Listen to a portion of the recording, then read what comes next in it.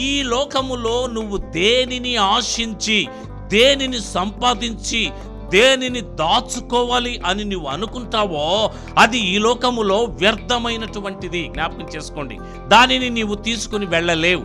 అది నీకు పనికిరాదు. ఒకవేళ ఈ లోకములో అనుభవించడానికి, సుఖపడడానికి, ఆనందించడానికి తాత్కాలికంగా నీకు ఉపయోగపడుతుందేమో, కానీ అది శాశ్వతంగా నీకు ఉపయోగపడదు. కనుక ఈ లోక సంబంధమైనటువంటి ఆడంబరాలు, ఈ లోక సంబంధమైనటువంటి ధనము నిన్ను దేవుని రాజ్యములోనికి చేర్చదు, నిన్ను పరలోక రాజ్యములోనికి తీసుకుని వెళ్ళదు. కనుక అశాశ్వతమైన ఆహారం కొరకు మార్త పాకులాడుతూ ఉంది, కష్టపడుతుంది. ఈనాడు మనిషి కూడా అంతే.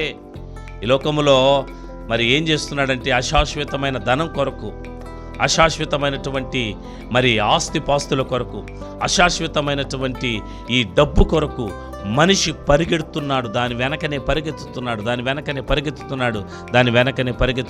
ప్రియమైనటువంటి దేవుని బిడ్డలారా, నేను మీకెందుకు చెప్తున్నానంటే, దీనివల్ల నువ్వు ఏమి సంపాదించుకుంటావు, దీనివల్ల నీవేమి పొందుకుంటావనంటే, దీనివల్ల నీవు పొందుకోవడానికి ఏమీ లేదు.